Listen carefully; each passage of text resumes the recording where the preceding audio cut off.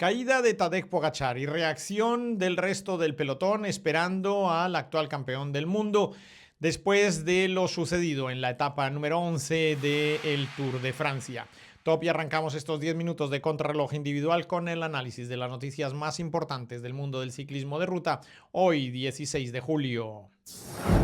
Y lo hacemos precisamente con los resultados y el análisis que nos ha dejado esa etapa de 156 kilómetros muy corta, muy explosiva, donde han pasado muchísimas cosas después del día de descanso en este Tour de Francia. Tal vez lo más llamativo, el triunfo de Johannes Abrahamsen, el corredor noruego del 1X Mobility, y la caída de Tadej Pogačar, y luego la reacción de sus adversarios esperando al corredor esloveno que había sufrido ese percance. Todo esto lo estaremos analizando, igual que el Giro del Valle de Aosta juvenil.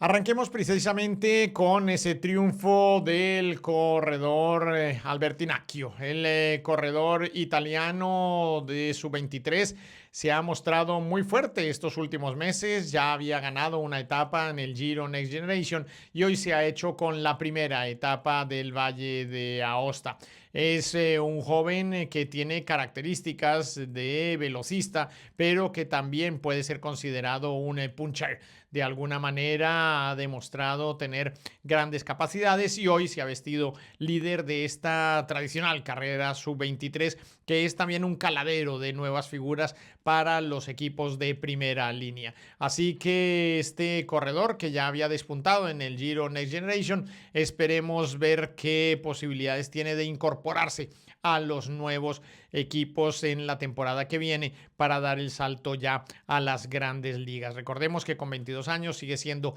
un corredor sub-23 que podría disputar este año los mundiales en esa categoría, pero que ya el año que viene, si firma con un equipo de World o Pro Tour, no podría hacerlo. Es un detalle no menor. Vamos a pasar ahora a analizar exactamente qué fue lo que sucedió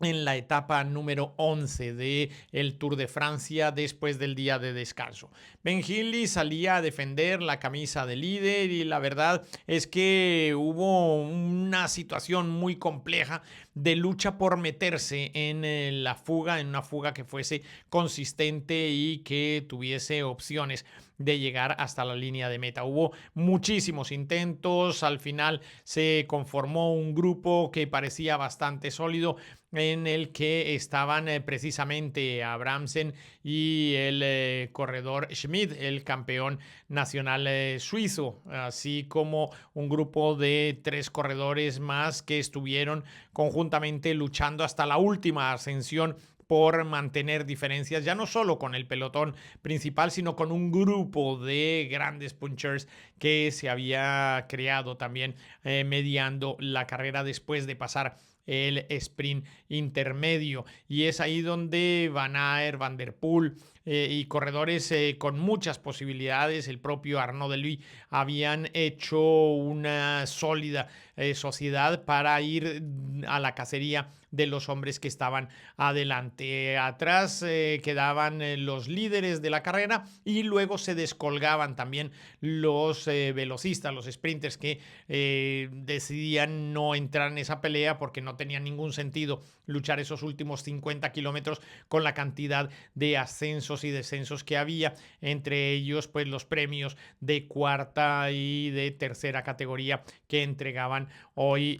los puntos en la clasificación de la camiseta de las Pepas Rojas, que ni siquiera se disputaba porque estaban todos muy lejos de las opciones de llegar a incomodar a Lenny Martínez, que era el hombre que llevaba y que seguirá llevando mañana esa camiseta. Ya esperemos a ver a la llegada de Otacam las situaciones, porque ya mañana se empiezan a acumular verdaderamente grandes magnitudes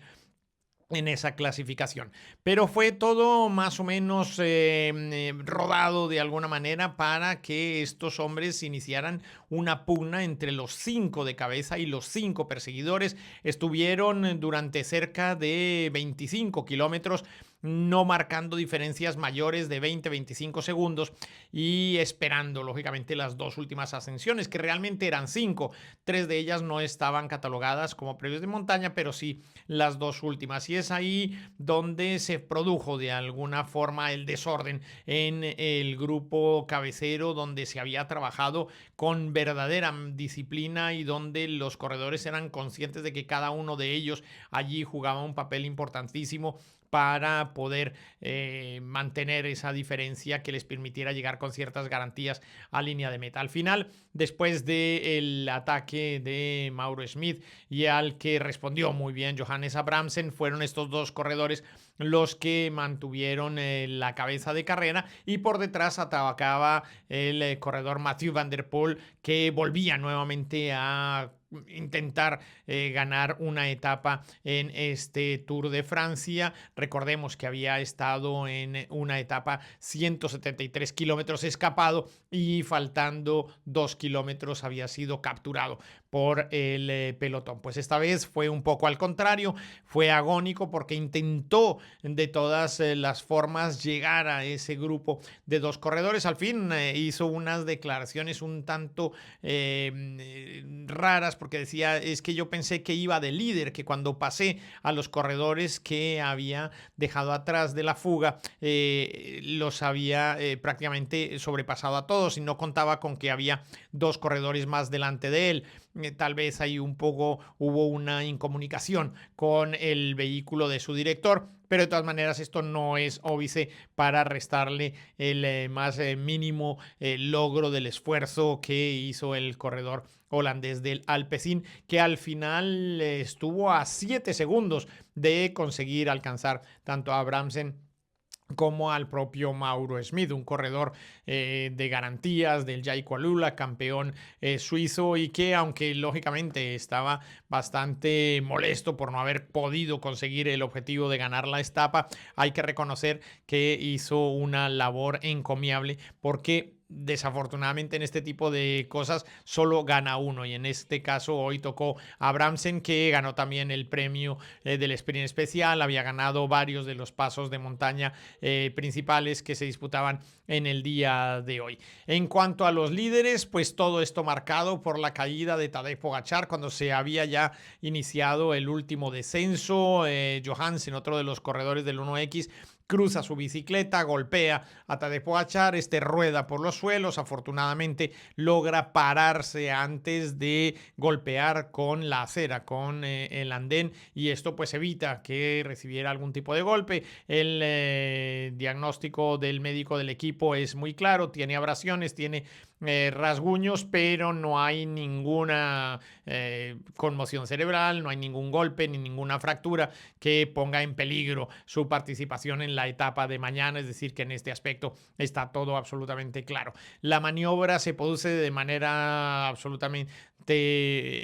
inocente. El corredor lo ha explicado después de la carrera, dijo que él quería hacer un movimiento pensando que todos iban a ir en esa dirección, echándose hacia la derecha, y no vio que tenía absolutamente cerca a Tadej Pogačar tocándole la rueda, yéndose lógicamente en dirección contraria y saliendo despedido hacia la izquierda. Esto pues provocó también una reacción en cadena, en el que el propio corredor Johansen ha denunciado amenazas en sus redes sociales por lo que él considera fue un lance de carrera, y que también ofreció disculpas por el mismo. Así que al final es una situación muy compleja lo que puede llegar a suceder. Pero el detalle estuvo cuando los corredores del Visma, del propio equipo Education First, así como del Saudal de Renko Evenepoel, decidieron parar la carrera y esperar a que se reincorporara el propio Tadej Pogačar, que había sido esperado por dos compañeros, entre ellos Jonathan Narváez, que en el momento del accidente iba tirando en punta a la espera de que su compañero de alguna manera también intentara algún movimiento en esos últimos kilómetros, cosa que evidentemente no se produjo.